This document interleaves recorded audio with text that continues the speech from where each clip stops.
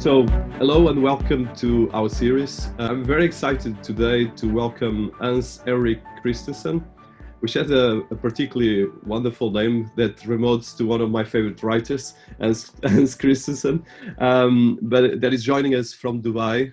So Hans has a fantastic and accomplished career that has been in multiple positions in the last 20 years, international and different areas. And as we speak, is serving as the director of Dtec, the largest technology entrepreneur center of its kind in the Middle East, housing over actually close to 900 tech startups and like incubators, and as well attracting a lot of international bridge with different organizations. So Hans has been part of the member of DSOA Smart City Committee and the DSOA Dubai Islamic Economy Task Force, and the Smart City concept that as well has been involved on this and creating this relationship. He has a strong academic background with the BA in Economics and Finance from Bentley University, and as well MBA in Alt International Business School, and has been researching particularly the areas of innovation and technology, but as well looking how to work with the bridge between all these different areas. So before that, of course, he's been having multiple different positions around the world, and as well someone that likes to get the job done, as he actually writes, but as well with a fantastic background. So I think this interview is going to be quite exciting to look at his profile and to look as well as some of his ideas, and as well how he's been looking to put in practice a lot of these different things that are not easy to do, especially nowadays with everything going on in the world, but as well with the other opportunities that come along with this. So Hans, welcome to our series. It's a pleasure to have you here. And we'll put, of course, all the bio because you have a fantastic bio. It probably will take me 10 minutes to go through all the details, but I wanted to highlight this before we start. Thank you so much, Dinis. It's great to be with you here today. I think my background looks kind of pale compared to yours, and I was very lucky to meet you on one of the or several of the tours actually where we bumped into each other around the world. It's always a pleasure, and I'm looking very much forward to your questions today. The same here, and of course you're very humble because I've been directing technology teams on the incubator of Siemens and a lot of other things. You have a fantastic technology background, and as well it's quite impressive what you've been doing in Dubai with the team of the Dubai Silicon Oasis and all the different teams, because Dubai for me is independent of all the different things is a fantastic success case that actually just create one of the biggest brands in the world in the space of probably 5-10 years. So that people sometimes forget how difficult that is. And if you look, I'm based in London, where we are going through a lot of challenges. And as well, if you look around the world, Dubai has become an icon of innovation. But your profile is as well quite impressive because you have academic, technological, and as well policy making and leadership roles in that very different positions. So I'm particularly interested to start with your background, both from Denmark to the world, and a bit of as well your academic background, which is very strong. Yeah, so to tell you a little bit about my background, it was I came from let's say an entrepreneurial family, and it was funny. I was just reminiscing about how it all started. I started off in a glue factory that belonged to our family many years ago. I was only 20. And I just thought, had I not dropped that job and started my education in the US, in Bentley, how would life actually have been instead? I would probably never have come to South America. I would never have met all the international people that I have been fortunate to run into over the years. But I would probably have gone to the Copenhagen University instead, which is not that bad, but it would have been very much a much more local thing. Yeah, so in a nutshell, I would say I've been following a rather entrepreneurial way.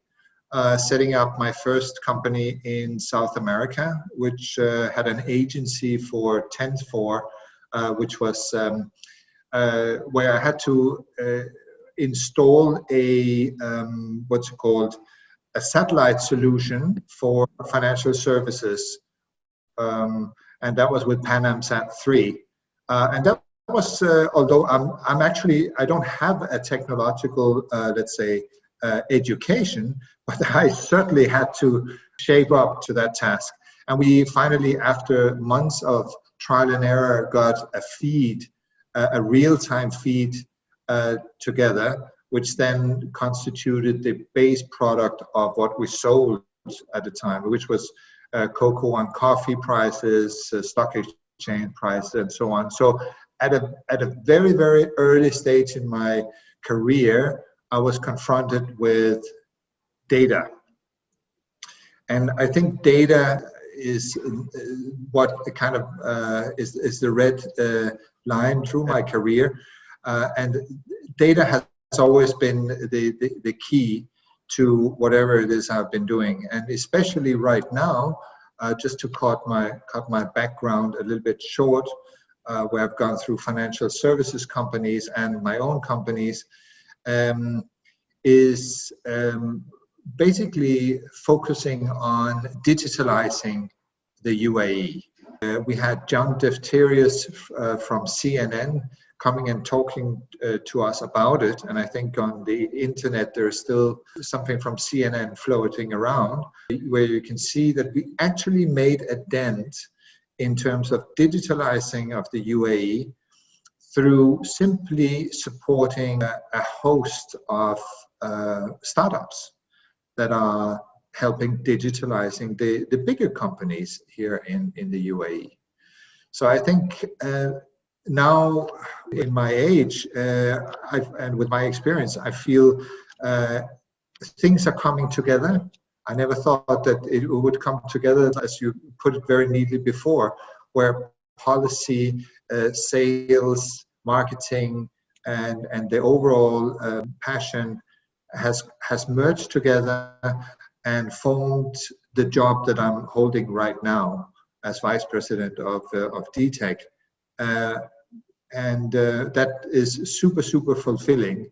And you really feel that there is a mission behind what it is that we're doing, and that's why the team that we have here is working so hard in order to create really the top hub for SMEs in this space today. Oh, that is very impressive. And what I like you said, is of course Denmark is a very strong country. Actually, it's normally number 1 or number 3 in innovation worldwide. But you have, from this entrepreneurial background, it was education that made who you are and brought as well all these doors. So you recently finished your PhD, and you have as well an MBA, and you have a very strong academic background. So can you tell us about that? Because I think that is something that, especially in the entrepreneur world, especially I think only German and probably the north of Europe, you have a bit more of a academic background that is related then with business background. Sometimes you have academics in one side, business in another one, but you have this kind of bridge, which is quite impressive on that level. Well, I would say after working in this glue factory for some time as a trainee, more or less, I decided I needed to get a bachelor. And so with the need of learning more, I went to Bentley. Scrolling forward 20 years, I realized that I had forgotten most of what I had learned at that time. And seeing how dynamic the UAE is and how they want to grow, I felt, no, I need to go back and learn and refresh a lot of the things that I had learned in Bentley. So I actually was one of the older MBA students, but I have to say that it did open my eyes to the, how to say, personal, very much wanted to keep a new or instill a new philosophy in the way of my thinking, which is you just have to keep on learning. I felt I was relying on what I had learned, and I think that's totally the wrong way to do it today. What will happen next year in 12 months, we don't know, but you have to be able to absorb and learn anew and anew and anew. And for me, that is really the essence of innovation. And that's why I said, okay, at a very late stage, I want to do my PhD, not because I want to teach what I have learned later on, but I want to learn how do I do research? How do I really get to proper numbers? And I think we have spoken about that an earlier time. There's so many statistics and so many inaccurate numbers floating around in the world today, and knowing what is real numbers, which numbers to trust and so on. I said, well, actually, I don't know enough about it, and doing my PhD has again opened my eyes to a completely new world. You can actually scrap the MBA and the BA. That won't help you when you have to do your PhD. You're learning something, and you know that you're learning something completely new. And I'm doing it the German way, which is 80% of all the doctorates in Germany are learning on their own. So you don't take a course. You learn on your own what it is you need to fulfill your PhD. Sometimes it's harder, but it is very much self-paced, and it's under the supervision of University of Tübingen, which is a pretty renowned university. So I'm sure that if I ever get my PhD, it will only be with the stamp of approval from them. But there's still a long way to get that. Yeah. So my philosophy is lifelong learning, and I think 50 is the new 30. Completely, I'm completely with you, and I think the maturity is more important. And I think you touch a very important thing, especially in your roles that you've been doing the DSO, is that this capacity to keep on learning is critical. We have more and more disruption coming, both from technology, but as well all the geopolitics and even some things, weather or health, that we've been having, especially in the last year. So I would like to just right now touch a bit of the cultural background, and then I want to talk about DSO. So in terms of coming from Denmark and then being, like you mentioned, Latin America, US, Nordics, and now Dubai, you've been having as well a very important thing, that is the cultural mix, which is critical, because if you stay within our frame, especially if you're doing business, you need to be out of the box by a lot of ways. So do you want to talk a bit about that? Because I know that the Danish culture is very unique, and I've been living there for 5 years. I know that, but it's as well a very open-minded and very respected, the Viking, open, respectful. But you have this kind of global background, and now, of course, based in Dubai, which is as well a melting pot, and as well part of success is part of that melting pot. So my philosophy is obviously very much influenced by my roots.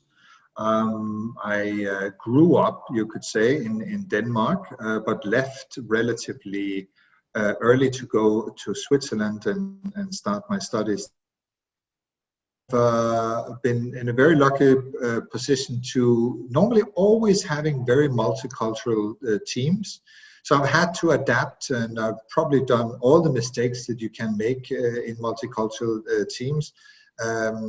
Basically, with the benefit and the drawbacks from being a Danish person, I learned, for instance, not always to be so open, and our black humor is not very good, always accepted. We have a dark form of humor in Denmark, and it really doesn't go well with all cultures. I've had to learn. But what I feel here in Dubai, where we feel, my family and I feel extremely comfortable, is the particular attitude to wanting to do good and perform well. Just this attitude, I think, is super. They have this. The other day, I was talking to an institution in Abu Dhabi. They have said they want to be now the number one, or one of the number one in the world for research and development. Something that is virtually non-existing at this point. But they're not afraid of saying, now we want to become the leaders. And it could take years, it doesn't matter, but we'll have to start somewhere. And we basically did the same thing with the Dtec. I remember when I came to the country setting up an incubator, our free zone here said, well, we want to be really good at this. We want to create a hub for startups. And everybody would just laughed at us and said, well, there's nothing happening in this area of the world. How are you ever going to get there? And not to speak of venture capital. I mean, the venture capitalists are not here, so you won't get the startups. I said, well, we have to start somewhere. And when we have constructed Dtec, now suddenly we're the largest single tech hub in the whole MENA region with our 900 startups. So we started from scratch. It starts with the first lease that you write, that you sign, and then you just take it from there, and then eventually you will be big enough. And now there's no question that Dubai is definitely the center for entrepreneurialism in the MENA region, if we don't count Israel. Now Israel is part of it, so now Israel is, of course, de facto 4 times the size of us, but until then, until recently, we were the biggest. So this fantastic attitude of and cultural intention, I would say, of the UAE to be good at whatever it is that they are doing. I think even though they might not be the best in all what they're saying, but they have the intention and they are interested in doing that. With despair, I see Germany, which is home for us today. My wife is from Germany. I despair when I see how far they are behind in digitalization, especially the government. They're just left behind if they compare themselves to China and certain other countries. They need to keep up the pace. You're going to be good tomorrow. You have to instill an attitude of wanting to be the innovator, and only that way you can survive in today's society and the society that is coming. It's only going to take off from here, right? And I think we've spoken about that. And yeah, so it's a very, very exciting future, and this is what I particularly like about the UAE, that they're so innovative. So going directly right now to the Dubai SOO, and you can describe better for people that don't know so much about it, because our reach is quite global. So you are a member of the DSOA Smart City Committee and the DSOA Dubai Islamic Economy Task Force, and of course the Dubai main initiative. So can you tell us about these organizations for people that don't know about it? Because I think, like you mentioned, there's 900 companies there. There's a massive dynamic work, and like you mentioned, is right now the biggest in Middle East, and it's becoming one of the biggest in the world as well, because we have to see the dynamic of Dubai. Everyone knows that it's going through a huge rhythm, and I think this is quite realistic looking at what happened around the world. Of course, you mentioned Israel. Israel is a powerhouse that has Google and all these big players there for decades, so you cannot do that immediately, but it's quite impressive what you achieved. But if you could tell us about the story and about what is the organization as well. Yeah. Dtec belongs to a free zone, a technology-free zone called Dubai Silicon Oasis, and we have our mandate is basically to attract FDI, foreign direct investment, to Dubai. And the way we're doing that is trying to make it into a tech hub or tech center, of the landing place, you could say, where not only can the international companies use it as a location from which they can sell their products, but we also want them to more and more understand that they can innovate from here as well. And I think that's the important point. Now, one way where we tried to innovate was to create a smart city. So we created the Silicon Park, which is a $300 million project, which has now been concluded, and people can rent space in our Silicon Park, which is now called Dubai Digital Park. We renamed it. And that was our first attempt to make a smart city, similar to Mazda or the sustainable city in Dubai. And we just opened it up not many months ago. Last year, we started opening it up. It was ready to for people to rent space, and we've learned a lot from this. I would say it was definitely we were upping the game for ourselves in terms of managing facilities, offering special smart buildings and so on, trying to up our game a great notch. I would say there's still a lot that can be done, and that's what is exciting about this. It's a never-ending thing, a quest for perfection or excellence. But I do think we moved the needle in terms of sustainability and whatnot. And the buildings are also built in such a way that they can flexibly adopt a lot of digital what's called instruments and control devices, so that you can implement applications and do a lot with the building which you could not do with the older building. So I was part of the Dubai Smart City Committee once we started thinking about how it should look. So this was a very early days when we started looking at that. And we obviously didn't do that alone. We had very well-known top multinational come and help us advise what to do. And we traveled around the world to look at other smart cities to see how can we learn from them, what went well, what went not. Some cities were less smart than they claimed to be. I remember I was visiting Vienna, and they were surprised themselves they were named Smart City. So I think they had some digital bus infrastructure service, and that made them the smartest city in Europe at the time. But so that gives you a little bit of an idea of why we created this committee. Obviously, the committee doesn't exist anymore because the project has been concluded.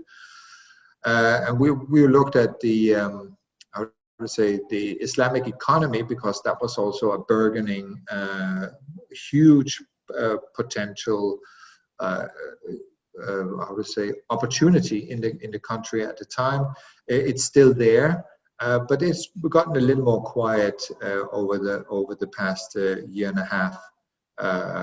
Not the least due to COVID. No, completely. So I think it's quite impressive, like you said, what you build. And of course, if you look international, of course, like you mentioned, there's a lot of definition of smart cities, a lot of definition of accelerators, innovation centers. But in the end of the day, it's about the results and about the companies that you manage to put there. Because, for instance, 900 companies, which is a number that you managed to do, especially during COVID, is quite impressive number. So can you tell us about the building of the ecosystem, the companies? I was actually there in the space, in this quite impressive space in the middle of desert, a fantastic and very advanced, that is not shy. I've been in Silicon Valley and in any actually place in the world, so it's quite impressive. And of course, Dubai is a wonderful, right now, one of the most fancy cities in the planet, probably the most in terms of the buildings and the infrastructure. So can you tell us about this building of the ecosystem of companies and innovation that made the digital Silicon Oasis and now the Digital Park Center, this Dubai Park Center, this the results, and there's also some of the numbers that you wanted to highlight? Yeah, so starting really from scratch, trying to build an ecosystem, we soon realized that like creating a wonderful soup, we need to add the ingredients that are needed to make it an ecosystem, and therefore we have today, and we've ended up with attacking the challenge of creating an ecosystem from many sides and creating a holistic solution. So we're actually the only free zone today that have a venture capital capability. We have invested in over 30 companies. So we are actually deploying money from the free zone to startups. And we've had accelerators and incubators. We have bespoke service companies that are supporting the startups. And of course, there's a lot of events and learning which goes with it. And that all together has made Dtec the place which it is today. The main purpose of Dtec is actually not a CSR idea where we just want to do good. No, there is a real economic background to doing what we're doing, because ecosystems like ourselves are a big contributor to FDI into the country. And it has a very, very nice ripple effect, which has been researched and studied by many scholars around the world. If you start with an incubator, then you build a small ecosystem. When you add a big co-working space, when you add a VC and so on, then you are creating an ecosystem which, in the best case, will be self-sustainable and will attract business and create, and that's an important point, jobs and attract capital. And that way, with just supporting startup, we are helping the economy to take off on its own, to organically grow. So you don't need to artificially pump money in. If I may compare it a little bit to, let's say, Hub 71 in I'd say Abu Dhabi, where the ecosystem is smaller, there they are kind of forced to pump money into the system to fund the startups, fund their accommodation, fund this and that, so that the startup will go there. We are in the lucky situation. We don't have to do that in Dubai because it's organically grown. It's growing on its own, and that in and of itself is enough to attract investors, and that way you attract even more money. So I think that's the secret behind creating an ecosystem. But there's nothing, I wouldn't say there's any rocket science here. This has been documented over and over again by many scholars around the world. And therefore, you see typically that it's a government that start with an incubator, and now obviously you have co-working spaces, chains, that are going all over the world, like WeWork. And that's with the sole purpose to support the local economy, so that you have the flexibility to start, test, try out new things.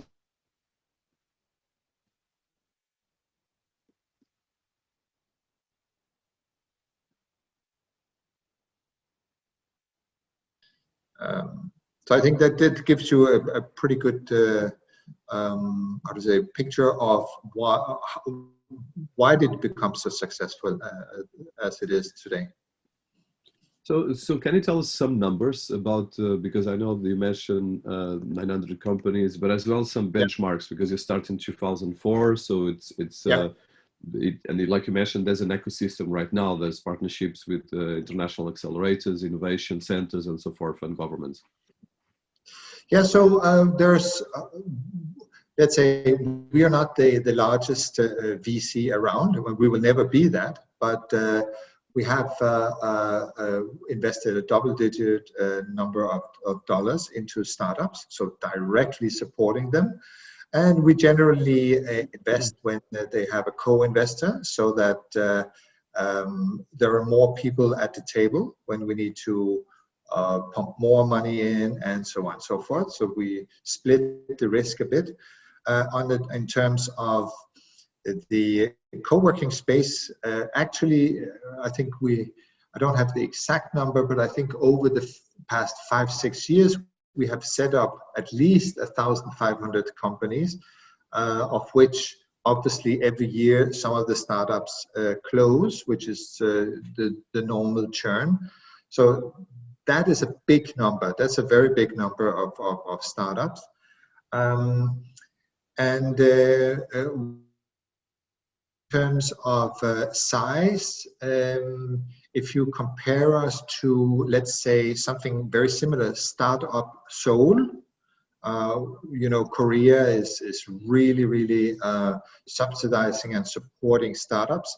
They have a very large facility there. They are actually the largest facility there, and it's still only about less than half the amount of startups in that center compared to us. I think the giant today is Station F in Paris, which was set up by a billionaire, and I think the total bill was $280 million. That's obviously a very big investment. So we're a bit dwarfed in terms of that, but they don't have that many more startups than we do, interestingly enough. They have a huge space, and there's a lot of ecosystem in that space, and we started before them, but we're doing exactly the same. We're trying to aggregate as many ecosystem partners around and within our space, because you need that personal contact when you need support. It's not just something you can do online. Yeah, that gives you a little bit of a comparative. But most centers, unfortunately, I have to say, like this, is in 95% of the time are actually big black holes where money is swallowed, and governments invest in them because they're contributing to the overall economy of their location.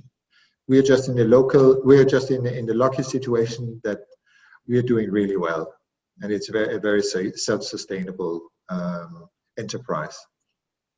Yeah, that's, congratulations to that. It's quite impressive as well. Like you mentioned, there's not a lot of places, especially with right now COVID, that are going through this capacity. So you mentioned two sectors that you have expertise, so smart cities and as well Islamic finance, which is a big area, and as well there's over 1 billion people in the world that are under this, so there's a big market as well. But as well, Dubai is in the bridge between Middle East, Africa, Southeast Asia, and so forth, which are as well Islamic countries. So which sectors and industries are you focused, or is completely holistic in terms of the different areas, or you have like verticals that you are targeting? Excellent question. It's because it's actually changing as we speak. COVID gave a natural impetus to health tech, obviously. So we saw a huge inflow of billions of dollars into health tech. We think that is a sustainable trend. So I wouldn't be surprised if we, over the next couple of years, will have a new program with a vertical focused on health tech. We see that space tech is taking off, which I think is a super interesting area. We have the Mohammed bin Rashid's Space Center lunar rover mission with us in Dtec today. They have some 12-14 people sitting planning the trip to the moon with the rover. So that's very high tech, and there's a lot of auxiliary companies that are being attracted to us because of this mission. So space tech is definitely on the drawing board. We have seen out of smart city, I think prop tech is real tech is something that's popping up. And which other ones? Let me see if there's, yes, of course, there's a very big, and we have invested in several companies in the fintech area as well. So I think these are the, let's say, low-hanging fruits at the moment that are helping define how our society is going to look in the future. I have high hopes to space tech, because, as you know, there's a lot of things that came from space tech, the chip, Gore-Tex, and it goes into food tech as well, material tech, and here we have a partner on board with HP that have opened a center at our location that are looking at robotics and STEM, AR and VR, alongside a boot camp facility. And we have seen that what's called Intel, who is also a tenant with us here, they are focusing more and more on AI, which is, let's say, the overarching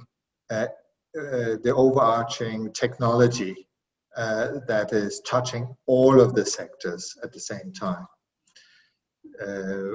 But I would be loath to say that we need a program just for AI. That would be just simply too broad. I think we still need to focus on certain verticals, and this is definitely where we are going to grow.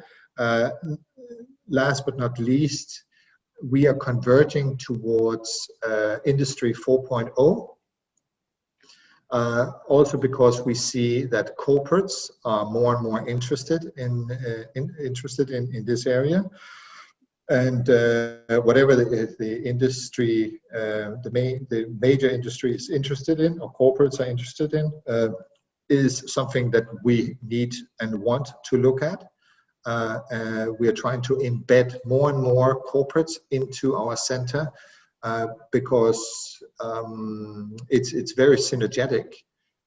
We have, you could say, almost inexpensive innovation happening here, and corporates know that, and therefore we are interesting for them. So we need to cater to what they are interested in as well. I hope that gives you a good overview of. No, completely. So it's a lot of verticals. Yeah, no, you have quite a diversity, like you just mentioned, and it's quite impressive as well, because what is interesting is that you build an ecosystem that works on itself, and Dubai as well as is a bridge to a lot of different industries. So you have that capacity as well to scale. So one of the things, a very practical thing, so for people, startups listening to us from all over the world, there's a lot of people actually right now moving to Dubai, especially because of the weather and as well because of the attractiveness of the city and the ecosystem. What would be like the attractiveness for, let's say, a startup from London or any startup that wants to be created and wants to move there? Do you have like packages? Do we have incentives in terms of taxes? Just a bit of top level. I know that is probably not your direct area, but it's interesting just to understand some of these things. Well, as I mentioned in the beginning, the Dubai is a great place to try out new things. Yeah? Where I have to say, in many European countries, due to regulation and this and that, it can be quite a challenge to try out new things. Here, the government is very often very open to try the newest of the newest on the market, whatever it is. Dubai Future Accelerators, for instance, is a testimony to that. Where they have highlighted to the world on their website what are the low-hanging fruits that the I think 11 institutions initially were looking for. The police were looking for something,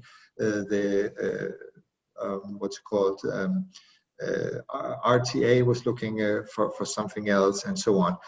So it was so Dubai is a great place to start and test something new, apart from having a great lifestyle here, of course. And then if you're successful, then you can take it to some of the bigger markets later on. It's a great springboard to any of the countries in the close proximity to Dubai.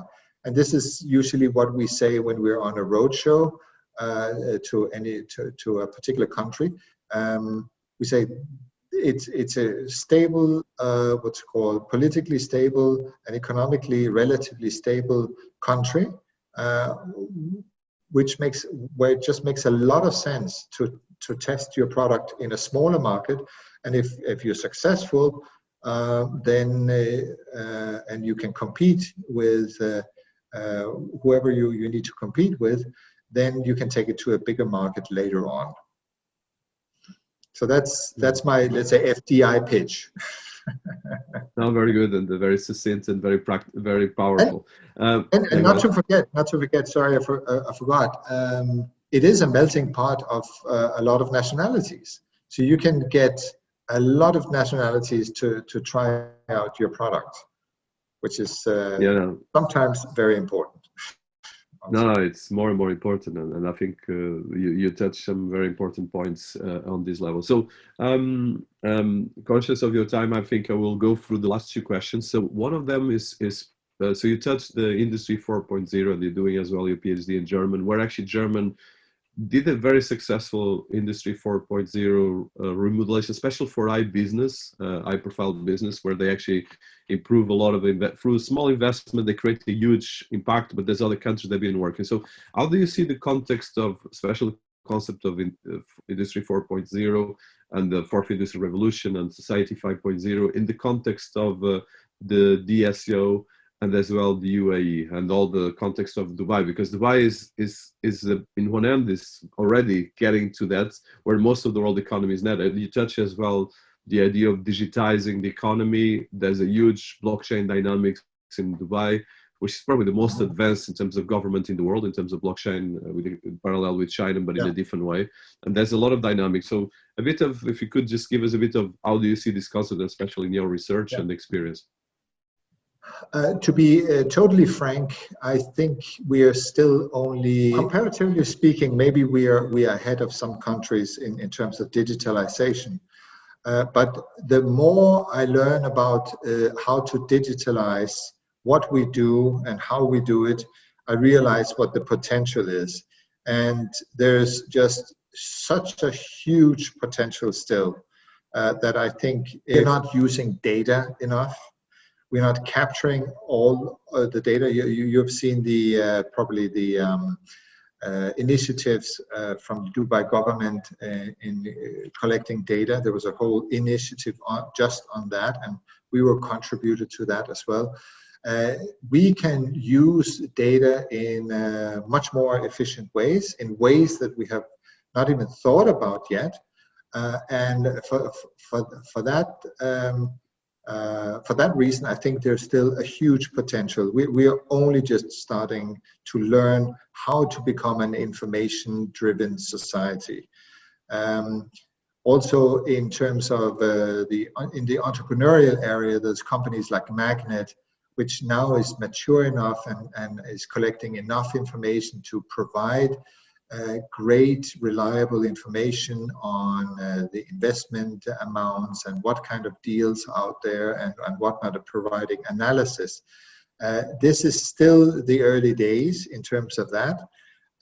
So we're still a good step behind, let's say, Society 5.0, which should be the step from the information data-driven society to the smart society, the really smart society.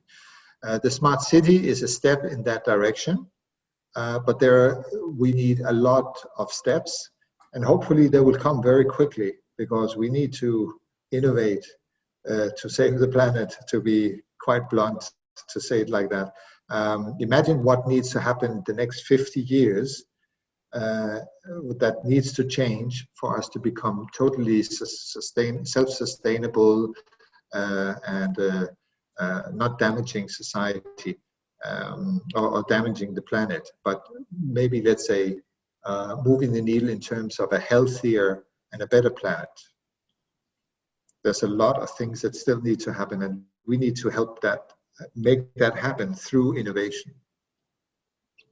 Completely. And so one of probably I'll get two last questions. So one of them is, so we are among the COVID-19, which actually in a lot of ways Dubai has been one of the few success cases.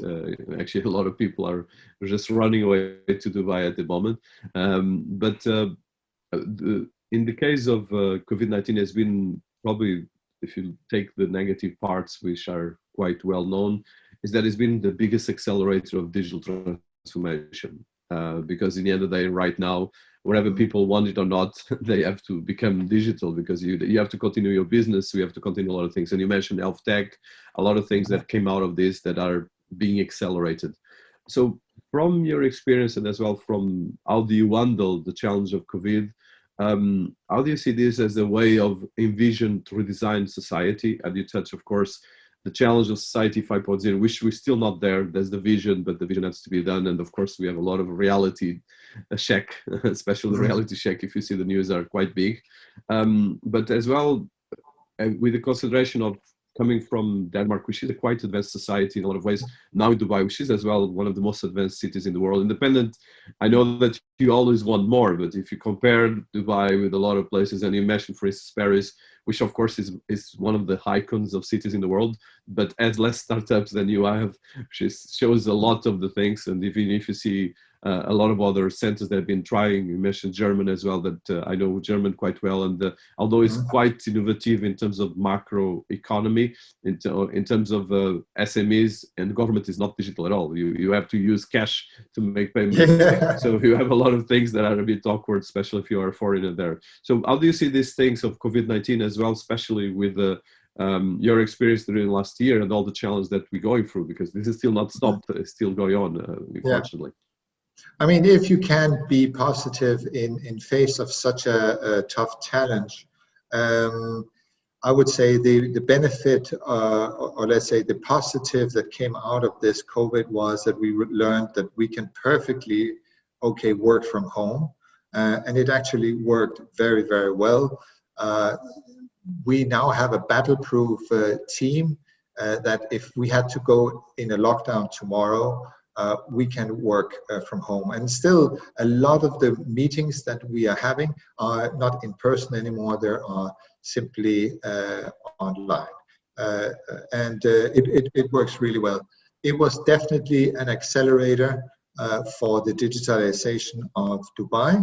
I think we shaved up some 2 to 4 years in terms of this, where we want to go in terms of the digitalization. So that was positive. It showed the world that maybe not so good for Emirates Airlines, but we don't need to travel to meet somebody all the time. I think I speak for both of us when I say we have been traveling a lot in the past. Yeah. Yes. and and I definitely cut back 80% at least on my travel, or even more at certain times.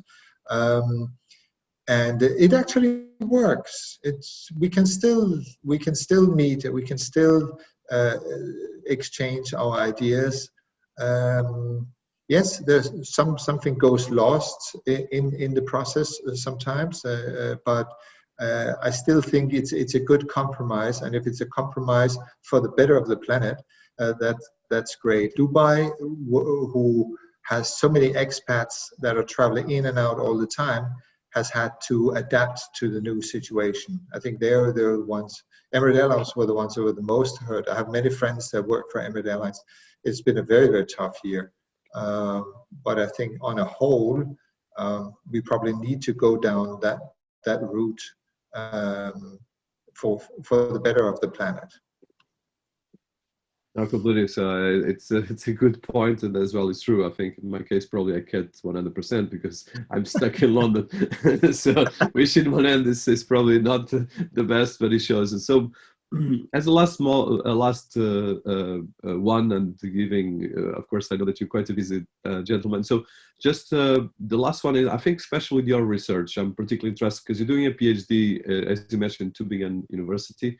You as well finished an EMBA before. So from this research, and you touched it in the beginning, but some of the ideas, especially what you do in research, because I think we always need to have the practical and the theoretical. At least that's what I like in this podcast series. I like thinkers as well, and you are a thinker as well, besides a man of action and a man of thinking, which is kind of the best important things.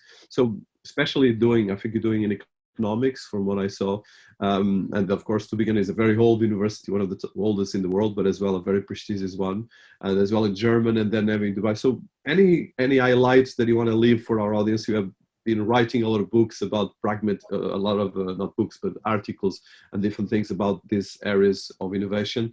Some things you wanted more on the theoretical part that you want to leave for our audience as a motivational last thing? Yeah, I think it's actually it's a very obviously a theory that I'm proposing, that the ones that are investing in acceleration and incubation, who should that be? And I'm trying to research and getting evidence who will give impact, and especially if government invests in incubation and acceleration, will they have more impact than, say, if a corporate is investing?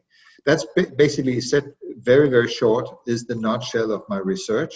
It obviously benefits me very much in what I'm doing, and trying also to figure out what should be the exact ingredients of any program that is meant to support startups. And when I say startups, I mean innovation. Yeah, and one thing that maybe also I want to say is the space of innovation also needs to be disrupted. I think there's so much inefficiency in the way we are innovating around the world. Just remember the blockchain wave. There were so many blockchain companies that were doing exactly the same. That was a very, very wasteful. It was an interesting, but it was a very wasteful action.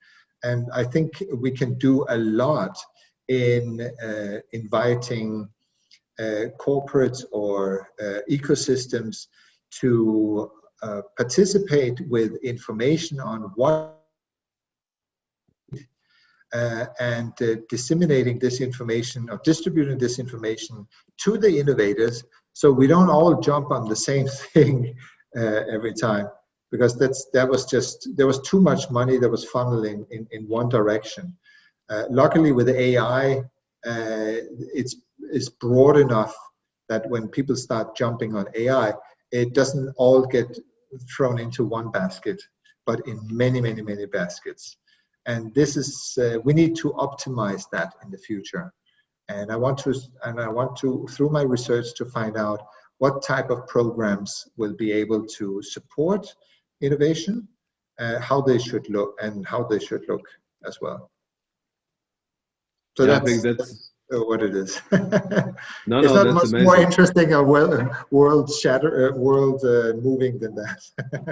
No, but that is a very important thing, because we have to go through these layers to take this forward. And I think, like you mentioned before, I think especially the nuances between the topics, the classic topics, because you still have to have economics, you still have to have data, and of course innovation is a continuous flow. Like you mentioned, we need to continually learn. So I don't know if there's any other things, or just if you want to highlight some websites or digital profiles for people listening to us. Of course, we'll put all of this in the notes along the YouTube and as well the different channels where we are distributing this. Just as some kind of URLs that you want to highlight, or websites, and I'll wrap up. Yeah, no, if you want to learn more about Dtec, you just go to www.dtec.ae. And there you can learn more about Dtec, or I'm approachable also on LinkedIn if anybody wants to connect to me or have something they want to discuss or talk to me about. So Fantastic. with all that, no, it's fantastic. Good meeting you again. No, my pleasure. I'm very grateful, and I think I continue to give you the best success for all the things you've been doing, and congratulations for what you achieved. And of course, we're going to be promoting and as well putting all the links to the different things and different platforms that are related with the ecosystem. Thank you so much. Thank you. Very grateful. Thank you very much. Back. Bye-bye.